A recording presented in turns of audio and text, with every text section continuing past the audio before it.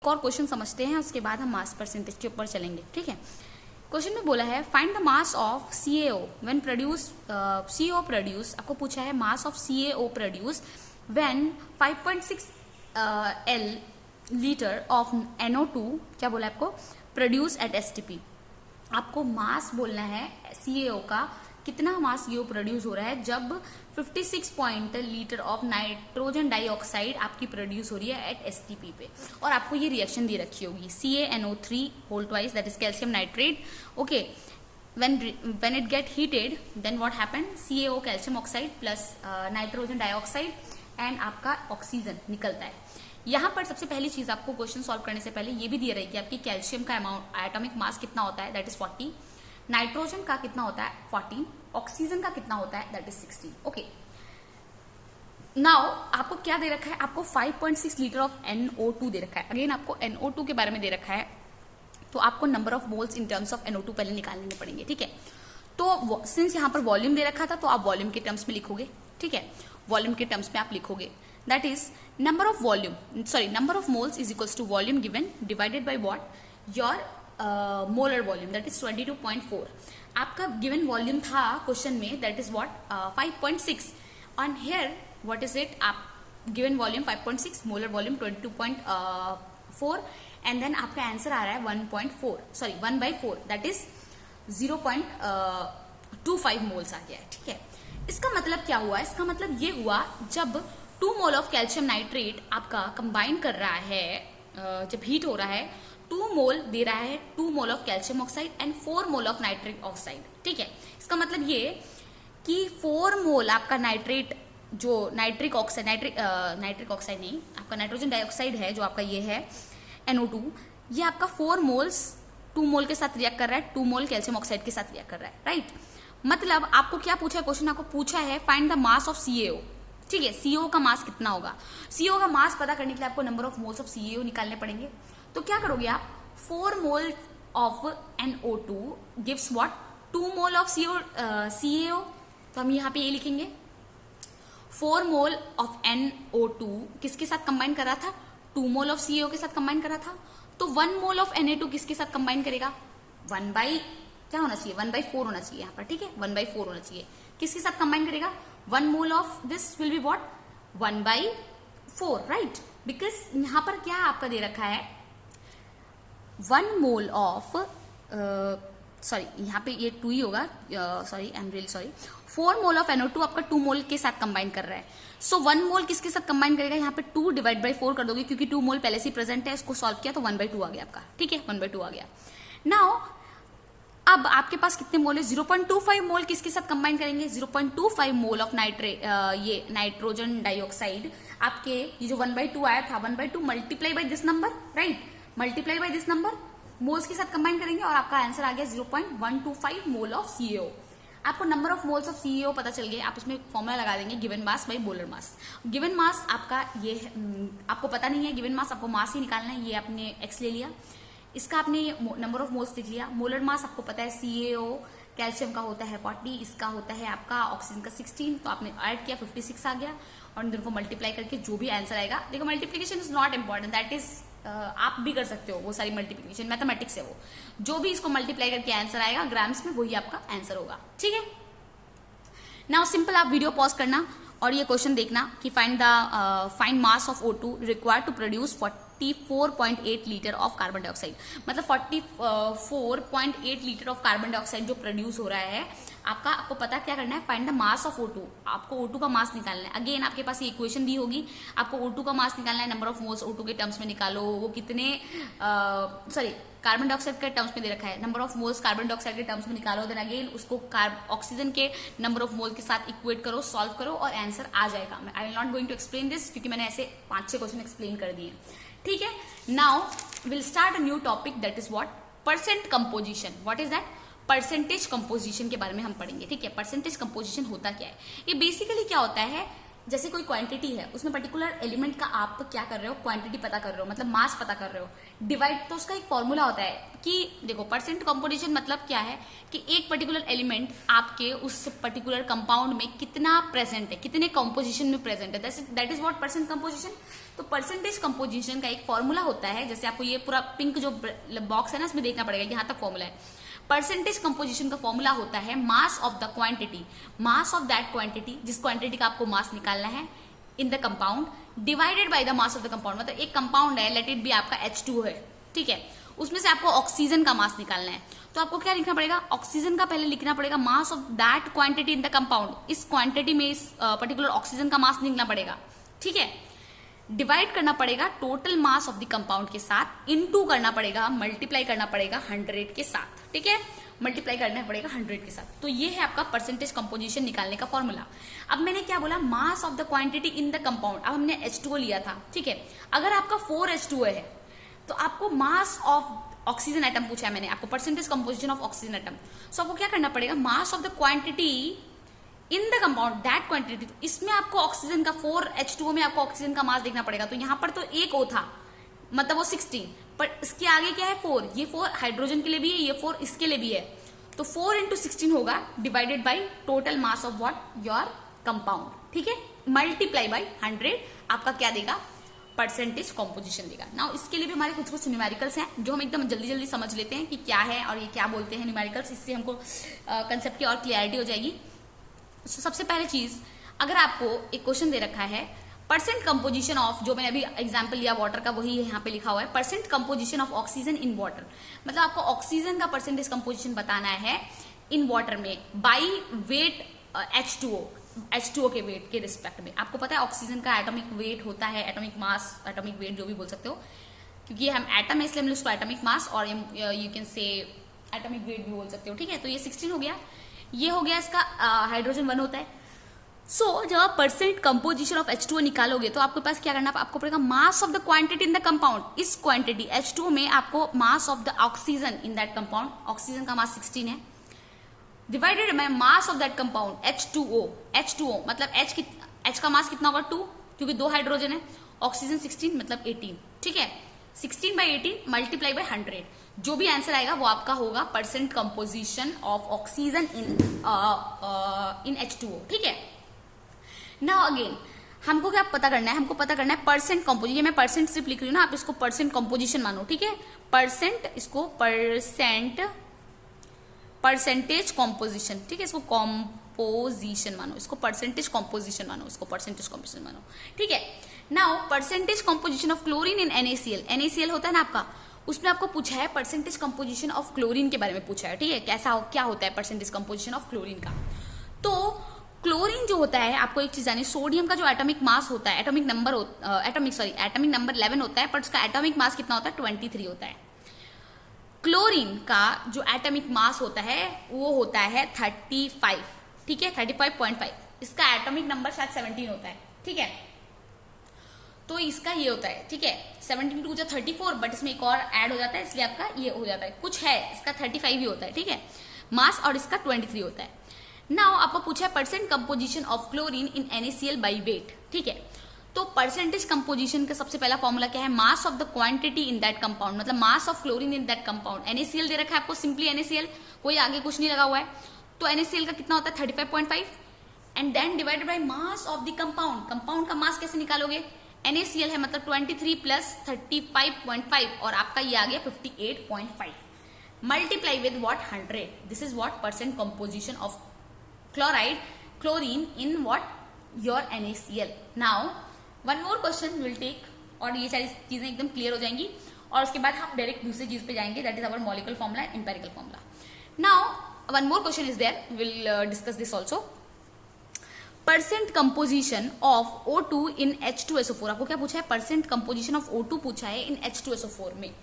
अब देखो H2SO4 कितने 4 हैं, 4 4 हैं, तो मैंने आपको बताया था ऑक्सीजन का एक कितना होता है आपका 16 होता है, तो 4 ऑक्सीजन है, तो आपको क्या पढ़ना पड़ेगा, उसके लिए आपको सबसे पहले करना पड़ेगा mass of the quantity in that compound. तो क्वांटिटी, ऑक्सीजन का मास कितना है 4 × 16, right, divided by mass of the compound. Compound का मास कितना है, हाइड्रोजन 2 है, सल्फर का कितना 32 होता है, ऑक्सीजन का 16 और 4 है तो 2 plus 32 plus 64, 16 into 4 that is 64, और ये सबका टोटल 98 आ रहा है, ये 64। तो जो भी रिजल्ट आएगा वो आपका क्या आएगा, percentage composition of oxygen in H2SO4। वैसे ही अगर आपको एक और क्वेश्चन दे दिया जाए और पूछा जाए कि आपको इसमें परसेंटेज कंपोजिशन MgSO4.7H2O आपको पूछा है, परसेंटेज कंपोजिशन ऑफ H2O पूछा है अगर आपको, तो क्या करोगे आप, मैंने क्या कहा था, ये 7H2O है, 7 आगे है, सो आपको क्या करना पड़ेगा, आप एक H2O का तो आप लिख दोगे मास of the compound in that, mass of the quantity in that compound, तो आप यहाँ पर 7 है तो आपको मल्टीप्लाई करना पड़ेगा 7 के साथ इसका मास। H2O का मास कितना होता है आपका, 18 होता है, राइट। 1 हाइड्रोजन के लिए 1 हाइड्रोजन का मास होता है, पर 2 है इसलिए आपने 1 इंटू 2 किया। ऑक्सीजन का 16, इसको ब्रैकेट देके 7 से मल्टीप्लाई किया, क्योंकि यहाँ पर 7 है तो 7 से मल्टीप्लाई करना पड़ेगा mass of that compound, the mass of the quantity निकालने के लिए कंपाउंड में प्रेजेंट, इसलिए हमको ऐसा करना पड़ता है। Divided by what, divided by the mass of the compound. So mass of के कंपाउंड के साथ पूरा डिवाइड कर देना है, और मास ऑफ द कंपाउंड आपको पता है क्या क्या था इसमें, मैग्नीशियम, मैग्नीशियम का कितना होता है 24 दिया रहेगा, या फिर आप खुद ही कैलकुलेट कर सकते हो। मैग्नीशियम का एटॉमिक नंबर कितना होता है, 12 होता है, 12 12 24, राइट। सल्फर का 32 होता है, ऑक्सीजन का 16 होता है, और इंटू 4 इसलिए किया है क्योंकि H2SO4 है। नाउ दिस अगेन 7H2O, ये आपका यहाँ पे रहा, इंटू आपको मल्टीप्लाई कर देना 100 के साथ, और ये रहा आपका परसेंटेज कंपोजिशन। आई थिंक आपको परसेंटेज कंपोजिशन अच्छे से समझ में आएगा कि परसेंटेज कंपोजिशन होता क्या है, ठीक है। Now we'll understand molecular formula and empirical formula. So whenever I'm saying molecular formula and empirical formula, so don't get confused with the words. Molecular formula basically क्या होता है, number of atom joined to each other. मतलब अगर जैसे for example आपका atoms है, oxygen, carbon, ये सारे एटम्स है, और जैसे for example carbon and hydrogen ही है, और आपके कितने हाइड्रोजन और कार्बन ज्वाइंट हैं, आपने लिख दिया C2H6 मीन्स 2 कार्बन और 6 हाइड्रोजन है, और ये आपका क्या हो गया, ये हो गया आपका मॉलिक्यूलर फॉर्मूला। इससे क्या पता चलता है कि number of atoms joint together to each other, कितने नंबर ऑफ एटम आपस में ज्वाइंट हैं, टुगेदर हैं, ठीक है, उससे हमें ये पता चलता है। इसका हम अगर ऑर्गेनिक स्ट्रक्चर देखें तो क्या होता है, कार्बन कार्बन, ये हाइड्रोजन, यहाँ पर एक हाइड्रोजन, यहाँ पर एक हाइड्रोजन, यहाँ पे एक हाइड्रोजन, यहाँ पे हाइड्रोजन, यहाँ पे एक hydrogen, right. So the number of atoms joined together to each other, that is what molecular formula, ठीक है, क्या होता है वो molecular formula होता है। Now we have the empirical formula also, ठीक है। empirical formula क्या होता है, the simplest ratio of atom जो होते हैं, जैसे आपका molecular formula में present होता है ना कोई कंपाउंड, उसी कंपाउंड को आप अगर सिंपलेस्ट रेशियो में लिखते हो वो होता है आपका व्हाट, वो होता है आपका इंपेरिकल फॉर्मूला। फॉर एग्जाम्पल आपने लिखा C2H6, इसको सिंपलेस्ट रेशियो में क्या लिख सकते हैं, 2 से डिविजिबल है तो इसको लिख सकते हैं C1, 3 टाइम्स 6 तो you will write 3, so C1H3 that is what, this is empirical formula, this is molecular formula. Example for glucose also, अगर हम लोग ग्लूकोज का लिख रहे हैं C6H12O, ये अगेन 6 का डिविजिबल है, तो क्या होगा, अगर C1H2O1 लिखा तो ये आपका इंपेरिकल फॉर्मूला है। सो बेसिकली इंपेरिकल फॉर्मूला क्या है, सिंपलेस्ट रेशियो ऑफ एटम। ये कितने सिंपल, देखो ये वैसे 2 से भी डिविजिबल था, 2 3 टाइम्स 6, 2 6 आ गया, देन या 2 3, like that we can divide, but it is actually divisible by 6, तो simplest ratio is what, empirical formula होता है, ठीक है। नाउ ब्यूटेन C4H10, ये 2 से भी डिवाइड हो सकता है, बट हमको सिंपलेस्ट रेशियो चाहिए तो हम किससे डिवाइड करेंगे, ये 2 से डिवाइड हो रहा है, राइट।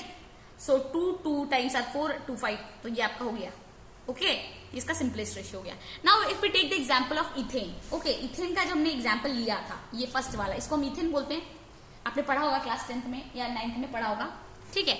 इसको हम क्या बोलते हैं, इसको हम बोलते हैं इथेन। ये जो इथेन था हमारा, जो हमने यहाँ पे लिया था C2H6 जो था इथेन, ये इथेन C2H6 हमने क्या किया, इसको 2 से डिवाइड कर दिया, राइट। 2 से जब डिवाइड किया तो हमने क्या बनाया, C1 एंड C3, मतलब हमने क्या किया, 2 से डिवाइड किया, मतलब अगर हम इसमें 2, इस फॉर्मूले में हम 2 मल्टीप्लाई कर दें तो C2H6 हो जाएगा, राइट, C2 एंड H6 हो जाएगा, तो वही तो है मॉलिक्यूलर। अगर मैं बोलूं इस कंपाउंड का आपको मैं पूछूं मॉलिक्यूलर वेट क्या है, तो आप क्या करोगे, 2 है, 2 इंटू 12, कार्बन का 12 होता है, 6 हाइड्रोजन है प्लस 1 30 हो गया इसका molecular weight. And empirical weight अगर मैं पूछूं, इस कंपाउंड का कार्बन 12 है, 1 इंटू 12 और 3 हाइड्रोजन है, 3 इंटू 1 और आपका टोटल 14 आ गया। See this is 30, this is 15, एकदम आधा हो रहा है। सो आप ये चीज बोल सकते हो कि मॉलिक्यूलर वेट जो होता है आपका is equals to n into empirical weight. What is n? n can be any number जो उसको आधा डिवाइड कर रहा हो, राइट? n कोई भी नंबर हो सकता है जो उसको आधा डिवाइड कर रहा हो. सेम मॉलिक्यूलर वेट के लिए भी ये फॉर्मूला है. Molecular weight is equal to n into empirical weight. Similarly यही मॉलिक्यूलर फॉर्मूला निकालने के लिए भी ये है. Molecular formula is equal to n into empirical formula. क्योंकि ये जो इथेन था, हमने यहां पर जो इथेन लिया है, इथेन जो लिया है हमने, अगर हम इस पर 2 मल्टीप्लाई करें और C1H3 लिखें तो यह क्या होगा? C2H6 हो जाएगा. That becomes this ethane. ये इसका मॉलिक्यूलर फॉर्मूला है, ये इसका इंपेरिकल फॉर्मूला है. सो मॉलिक्यूलर फॉर्मूला निकालने के लिए इंपेरिकल फॉर्मूला में n मल्टीप्लाई कर देंगे. n वो नंबर है जो उसको डिवाइड करके, इक्वल डिवाइड करके आधा कर रहा है. ठीक है, आधा कर रहा है उसको, वो n है नंबर. सो आई थिंक आपको मॉलिक्यूलर फॉर्मूला का फॉर्मूला क्लियर हो गया. That is molecular formula is equal to n into empirical formula. Molecular weight का भी क्लियर हो गया होगा. Molecular weight is equal to n into empirical weight. Now आपका एक क्वेश्चन दे रखा है ग्लूकोज. ग्लूकोज आपको पता है C6H12O6, राइट? C6H12O6. और आपको पूछा है इसका क्या? मॉलिक्यूलर फॉर्मूला और इंपेरिकल फॉर्मूला. तो आपको पता है C6H12O6, इसका अगर आप मॉलिक्यूलर फॉर्मूला लिखोगे तो this is only molecular formula. यही तो मॉलिक्यूलर फॉर्मूला है. बट यस, अगर मैं बोलूं इसका इंपेरिकल फॉर्मूला है तो आपको इंपेरिकल फॉर्मूला के लिए क्या करना पड़ेगा? इंपेरिकल फॉर्मूला को इसको स्मॉलेस्ट रेशियो में डिवाइड करना पड़ेगा. 6 का मल्टीपल है ये सब, तो 6 क्या करेगा? इसको आधे में डिवाइड कर देगा. मतलब इसको 1 कर देगा, इसको 6, इसको 1 कर देगा. तो C1H2O1 और ये multiply by 6. So this is what? This is your n. This is your empirical formula, right? This is your empirical formula. This is what? This is your n. n है ये. Now molecular weight. Molecular weight अगर मैं बोलूं उसका निकालने के लिए 6 into 12 plus hydrogen 12 है तो 12 इंटू 1 करोगे तो 1 मैंने लिखा नहीं है, 1 अंडरस्टूड है. 6 इंटू 16 होता है इसका वेट. तो हमने इसको सबको ऐड किया, 180 आ गया. Now empirical formula. Empirical formula के लिए 12 लिया कार्बन का, हाइड्रोजन का 2 इंटू 1 किया, ऑक्सीजन का 16 और ये 30 हो गया. कितना आया? 30. Now this is 30, this is 180. अगर आप इसमें 30 में 6 मल्टीप्लाई कर देते हो आपको क्या मिलेगा? आपको मिलेगा 180. तो 6 वो नंबर है जो कि इस दो फॉर्मूले को आपस में इक्वली डिवाइड कर दे रहा है. मतलब डिवाइड कर दे रहा है. एक मल्टीपल है जिससे आप जब वो मल्टीपल से अगर आप डिवाइड कर रहे हो बेसिकली मॉलिक्यूलर फॉर्मूला को तो वो उसको सिंपलेस्ट रेशियो में बना ले रहा है. तो 6 वो नंबर है जो कि पर्टिकुलर मॉलिक्यूलर फॉर्मूले को सिंपलेस्ट फॉर्म में डिवाइड कर ले रहा है. तो वो फैक्टर है 6. Okay, now will take one example और ये चीजें को एकदम क्लियर कर देते हैं हम. ठीक है, अ कंपाउंड हैज मॉलिक्यूलर वेट 90. एक कंपाउंड है जिसका मॉलिक्यूलर वेट हमारा कितना है? 90 दे रखा है. इट्स इंपेरिकल फॉर्मूला, उसका मॉलिक्यूलर वेट दे रखा है. देखिए मॉलिक्यूलर वेट दे रखा है, इंपेरिकल फॉर्मूला CHO दे रखा है. Find its molecular formula. Molecular formula निकालने के लिए बोला है. हमें पता है molecular formula is equals to n into empirical formula, right? Molecular weight हमें दो फॉर्मूला पता है. Molecular formula is equals to n into empirical formula. Molecular weight is equals to n into empirical weight. यहां पर हमको molecular weight 90 दे रखा है. तो हमें जब मॉलिक्यूलर वेट 90 दे रखा है, इंपेरिकल वेट हमें पता चल जाएगा क्योंकि हमारे पास इंपेरिकल फॉर्मूला दे रखा है CHO. सो CHO दे रखा है, इसमें से हम इंपेरिकल वेट निकाल सकते हैं. दैट इज कार्बन का 12, हाइड्रोजन का 1, ऑक्सीजन का 32. ठीक है, क्योंकि O2 प्रेजेंट 16, 16, 32, 45 आ गया. आपने इंपेरिकल वेट पता चल गया, आपके पास मॉलिक्यूलर वेट पता है आपको. और आप क्या कर सकते हो? इसमें से n निकाल सकते हो. ये चीज मत देखो, ये कटी हुई है, यहां देखो n. So n is equal to what? Molecular weight divided by empirical weight हो जाएगा. मॉलिक्यूलर वेट आपका 90 था, इंपेरिकल वेट आपका 45 निकला, दोनों को डिवाइड किया, n की वैल्यू 2 आ गई. क्वेश्चन में क्या पूछा था? एक compound has molecular weight 90 and its empirical formula is CHO2. Find its molecular formula. Molecular formula बहुत इजी है हमारे पास. Molecular formula is equal to n into empirical formula, right? This is n into empirical formula है और n आपका क्या है? 2 निकला. 2 into empirical formula that is CHO into 2 means C2H2O4. This is already O, right? It should be 4. Okay, it should be 4. यहां पे मैंने एक मिस्टेक कर दी है. This should be C2H2 and यहां पे ऑलरेडी 2 है तो ये आपका 4 हो जाएगा. This is what? Molecular formula. Okay, now I think it is clear. Now one more example is there that we are going to discuss in this video only. That a compound has vapour density 45. क्या बोला है? Compound की vapour density 45 है and empirical formula empirical formula कितना है CHO2, same empirical formula पहले वाले question. Find molecular formula, molecular formula बोल रखा है। नाउ आपको एक चीज बता दूं, आपका जो मॉलिक्यूलर वेट होता है, जो आपका मॉलिक्यूलर वेट होता है उसका एक फॉर्मूला होता है, आप हमेशा याद रखना। मॉलिक्यूलर वेट का एक फॉर्मूला आता है, दैट इज होता है 2 इंटू वेपर डेंसिटी। क्या होता है? 2 इंटू वेपर डेंसिटी होता है। मॉलिक्यूलर वेट का ये फॉर्मूला होता है 2 इंटू वेपर डेंसिटी। आपको क्या बोल के रखा है? एक कंपाउंड हैज वेपर डेंसिटी 45, एक कंपाउंड की वेपर डेंसिटी 45 है। इंपेरिकल फॉर्मूला दे रखा है आपको, फाइंड मॉलिक्यूलर फॉर्मूला। तो आपको पता है कि molecular weight is equal to 2 into vapour density. तो वेपर डेंसिटी आपकी 45 थी और 2 के साथ मल्टीप्लाई कर दिया। देखो मॉलिक्यूलर वेट का ये फॉर्मूला है, molecular weight is equal to 2 into vapour density. Vapour density 45 है, 2 के साथ मल्टीप्लाई किया, 90 आ गया आपका। ठीक है, आपको मॉलिक्यूलर वेट मिल गया। इंपेरिकल फॉर्मूला गिवन है, इंपेरिकल फॉर्मूला से इंपेरिकल वेट निकल जाएगा। अगेन दिस इज व्हाट, आपका ये फॉर्मूला याद रखिएगा, ये फॉर्मूला बहुत इंपॉर्टेंट है। Molecular weight is equal to 2 into vapour density, और this is what, this is your empirical weight. ये आपका इंपेरिकल वेट है। ये कितना आया था? 12 प्लस 1 प्लस 32, ये आपका 45 आया था। ठीक है, 45 आया था ना। Again n is equals to molecular weight divide by empirical weight, और आपका अगेन 2 आ गया मॉलिक्यूलर n का वैल्यू। तो आपका molecular formula n into empirical formula, और अगेन आपका ये सेम फॉर्मूला हमारा बन गया। जैसे हमने यहाँ पे 4 भूल गए थे ना, बट यहाँ पे 4 है और ये आपका आ गया। इसी तरह से अगर आपको क्वेश्चन आते हैं एग्जाम में तो आप इसी तरह से अप्रोच करेंगे। Next what we will study empirical formula. What is this empirical formula? Now आपकी जो बुक में है क्वेश्चन है इंपेरिकल फॉर्मूला से रिलेटेड बहुत कुछ। ठीक है, सो बेसिकली इंपेरिकल फॉर्मूला क्या है? It is the ratio of atoms in whole number. ये क्या है? आपका ratio of atom in whole number है। ठीक है, तो आपके बुक में, एनसीईआरटी बुक में भी बहुत सारे क्वेश्चन है आपके इंपेरिकल फॉर्मूला से रिलेटेड। तो हम एक क्वेश्चन लेते हैं। ठीक है, ए कंपाउंड अगर आपका ऐसे क्वेश्चन आता है तो इसको आप कैसे अप्रोच करोगे हम आपको वो बताएंगे। ठीक है, ए compound C 40%, H 6.7%, O 53.3%, molecular mass 60, find the molecular formula बोल रखा है। आपको मॉलिक्यूलर मास दे रखा है। ठीक है, आपको मॉलिक्यूलर फॉर्मूला पूछा है और इन सबके परसेंटेज दे रखे हैं। ठीक है, परसेंटेज ना। जब भी आपको ये क्वेश्चन सॉल्व करना पड़ेगा, जब भी आप एक चीज याद रखिए, आपको ये चार्ट याद रखना है। एलिमेंट सबसे पहले होगा, परसेंटेज बाय मास, ठीक है, atomic weight, then atomic ratio. Atomic ratio basically आपका क्या होता है? Percentage by mass divide by atomic weight divided by then your simplest ratio, means element, percentage by mass, atomic weight, atomic ratio, that is equals to your percentage by mass divided by atomic weight, then simplest ratio. So आपको elements में लिख देना है क्या क्या element present है। Carbon, hydrogen, oxygen, carbon, hydrogen, oxygen लिख दिया आपने। ठीक है, परसेंटेज बाय मास में क्या क्या प्रेजेंट है? 40 कार्बन है, 40 हाइड्रोजन है आपका 6.7, ऑक्सीजन 53.3, ये लिख दिया। आपको एटॉमिक वेट लिख देना है कार्बन का 12 है, हाइड्रोजन का 1 है, ऑक्सीजन का 16 है। देन एटॉमिक रेशियो, मतलब क्या है एटॉमिक रेशियो आपका? Atomic ratio percentage by mass divide by atomic wait, मतलब 40 डिवाइड बाय दिस 12, आपका 3.33 आया।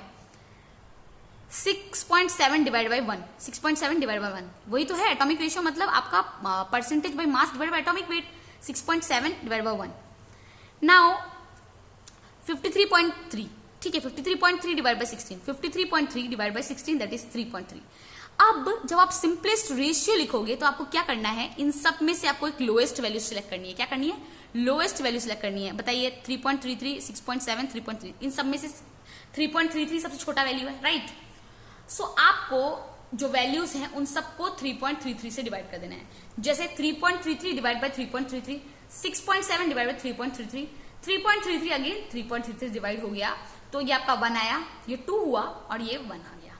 ठीक है, ये 1, 2 एंड 1 ये क्या हो गया आपका?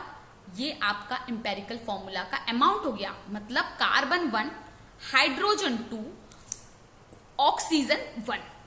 ठीक है, यही हो गया, ये आपका इंपेरिकल फॉर्मूला हो गया। निकल गया आपका empirical formula, carbon 1, hydrogen 2, oxygen 1। ठीक है, एटॉमिक रेशियो का मतलब बेसिकली आपका नंबर ऑफ मोल्स ही होता है, क्योंकि हमने यहाँ क्या लिखा है? परसेंटेज बाय मास, मतलब ये क्या है? जो आपका मास गिवन है। ठीक है, परसेंटेज बाय मास मतलब mass given in percentage divide by atomic wait, मतलब molar mass only.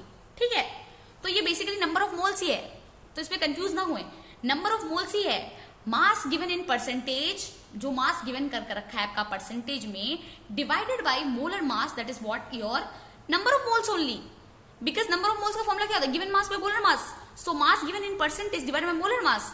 Atomic ratio भी यही है, एटॉमिक रेशियो में क्या कर रहे हैं हम, परसेंटेज बाय मास, जो मास दिया था परसेंटेज में हम उसको कर रहे हैं डिवाइड बाय एटॉमिक वेट से कर रहे हैं, तो दोनों नंबर ऑफ मोल्स ही है, इसमें कंफ्यूजन कुछ नहीं आनी चाहिए, ठीक है।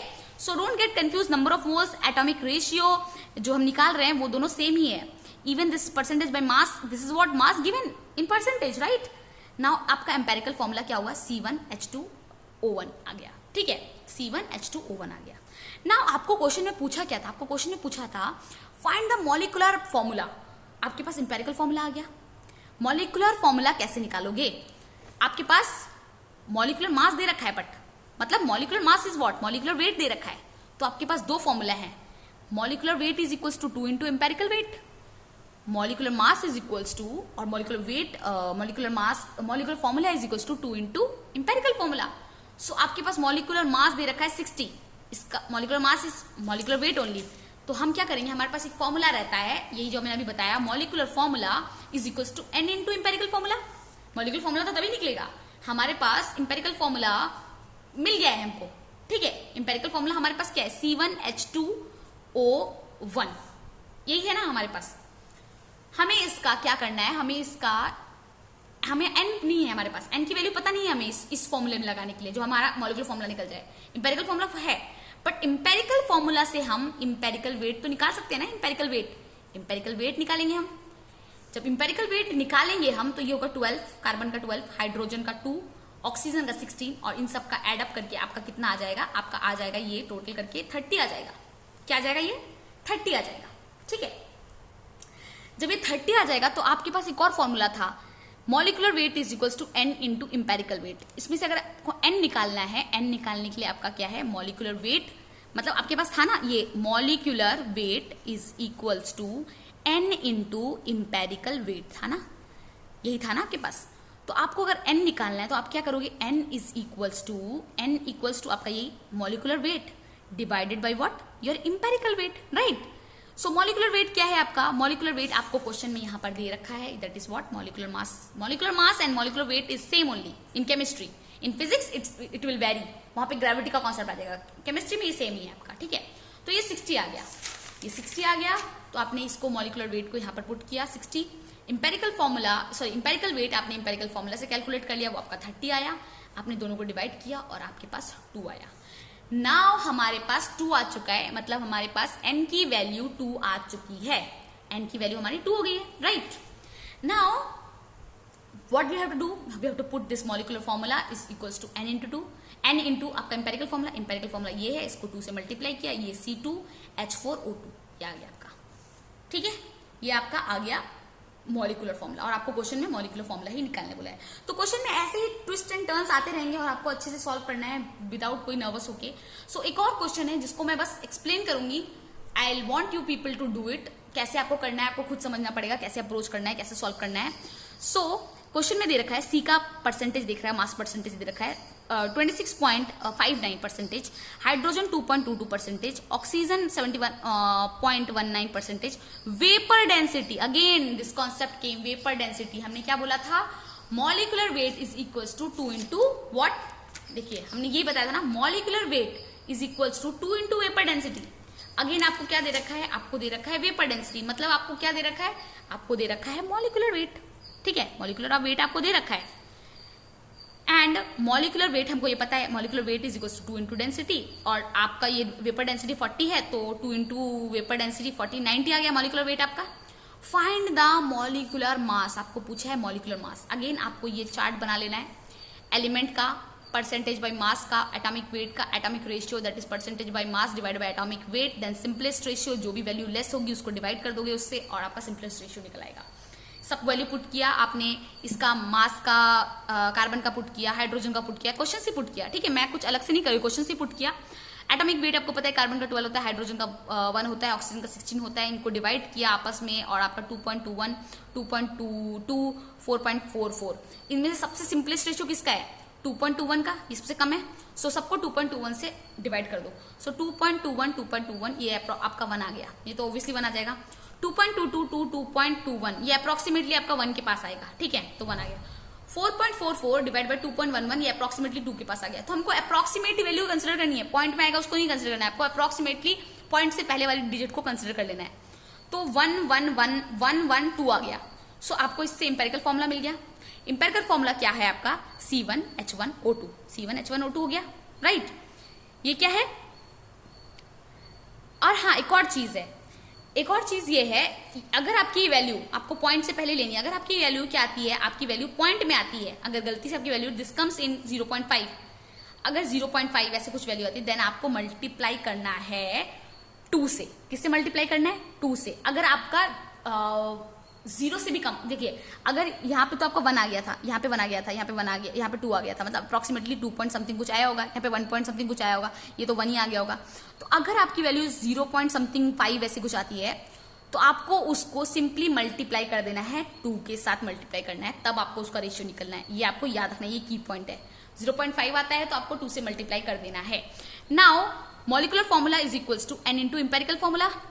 n की वैल्यू हमको पता नहीं है, हमें पर मॉलिक्यूलर वेट पता है, मॉलिक्यूलर मास पता है ना, वही मॉलिक्यूलर वेट वही है। तो n is equals to molecular weight by empirical weight. Empirical formula से इंपेरिकल वेट पता चल जाएगा, C1H1O2 आपको पता चल जाएगा, और इससे पता चलेगा आपका ये जो इंपेरिकल वेट है, कार्बन का 12 होता है, हाइड्रोजन का 1 होता है, ऑक्सीजन का 16, पर 2 ऑक्सीजन 32, और ये टोटल करोगे तो ये आपका 45 आ जाएगा। मॉलिक्यूलर वेट 90, ये 45 डिवाइड किया तो 2 आया। Molecular formula is equals to n into empirical formula, तो n की वैल्यू 2 इंटू ये आपका C2H2O4 आ गया, ये आपका इंपेरिकल फॉर्मूला आ गया। So will stop it right here. In the next class we are going to study the concentration term, जो कि बहुत इंपॉर्टेंट है, उसको बहुत अच्छे से देखना है। वंस हमारे कंसंट्रेशन टर्म्स फिनिश हो जाती है तो हमारा बहुत बेसिक बचेगा, मोस्टली ये चैप्टर का पूरा पार्ट हमारा खत्म ही हो जाएगा, कंसंट्रेशन टर्म्स अगर खत्म हो जाएगी। पर अभी भी इस चैप्टर में बहुत कुछ बाकी है, तो आप लोग वीडियोस अच्छे से देखें और अच्छे से पढ़ें। Thank you students, this is for today's class.